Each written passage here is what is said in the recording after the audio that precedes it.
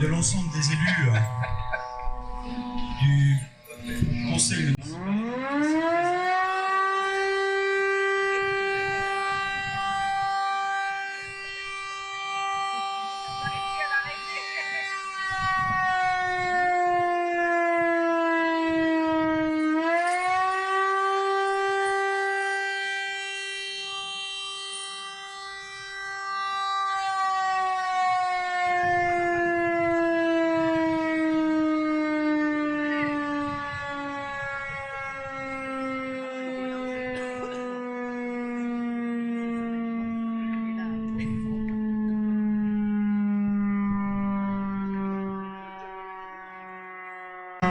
Avant de débuter le discours, donc je vous disais à tous un grand merci d'avoir répondu à l'appel, un appel finalement de dernière minute puisque il émane du président de l'Association des maires de France.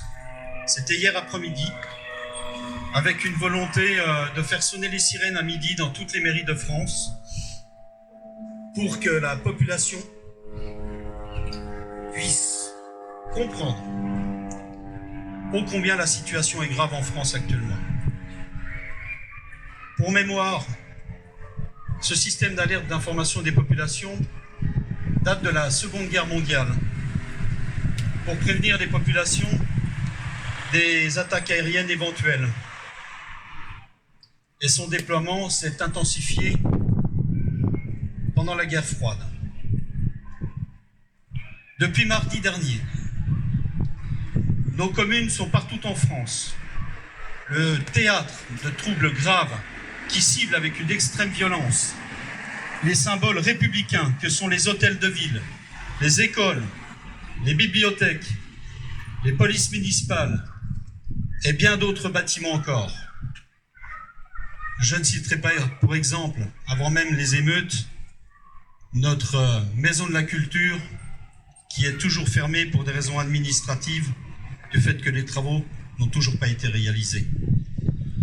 Comme chacun de vous le sait, les maires, et notamment le vôtre, sont insultés, menacés, parfois violentés et agressés dans leur chair. Pas plus tard qu'hier, avec des tirs de feux d'artifice, de mortiers dirigés en direction de la maison de votre maire. Notre démocratie est mise à mal par des groupes d'individus qui n'acceptent pas l'autorité et les valeurs de notre République afin que nous puissions vivre tous ensemble, en totale harmonie.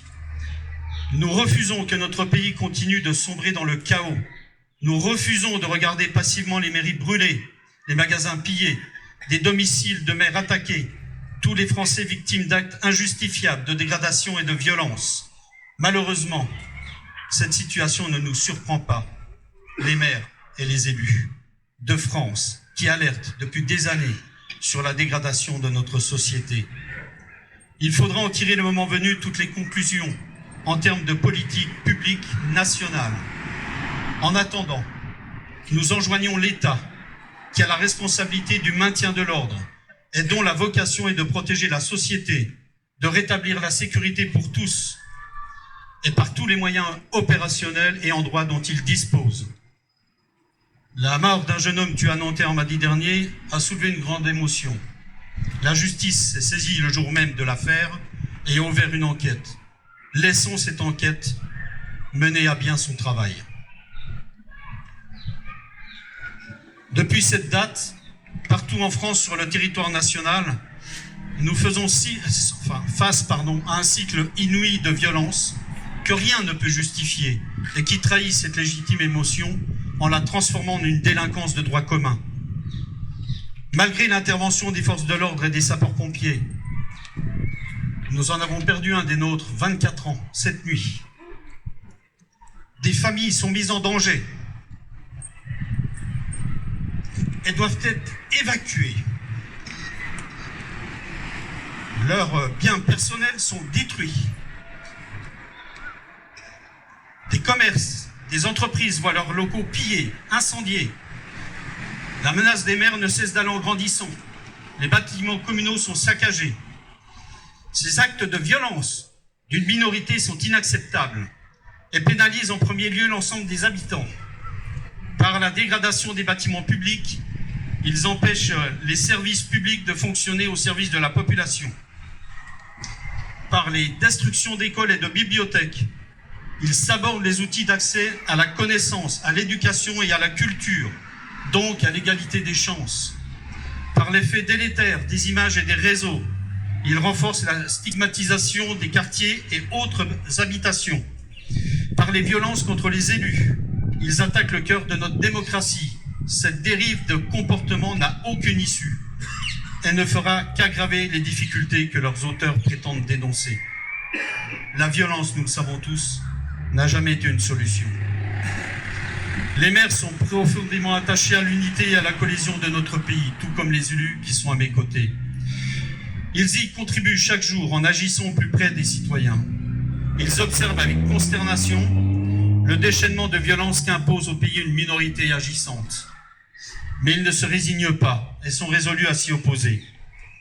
Les maires de France appellent donc d'abord l'État à rétablir l'ordre républicain. C'est de sa responsabilité pleine et entière. Il ne peut y avoir de justice sans ordre. Les maires de France appellent ensuite à une mobilisation civique de la société pour le respect de la République et de la France. Chacun doit y prendre sa part avec responsabilité et calme pour que le dialogue puisse enfin reprendre.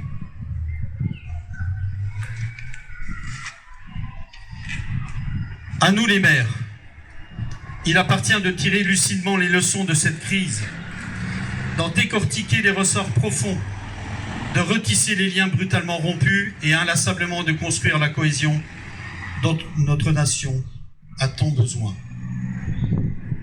Vive la République et vive la France. Merci à vous.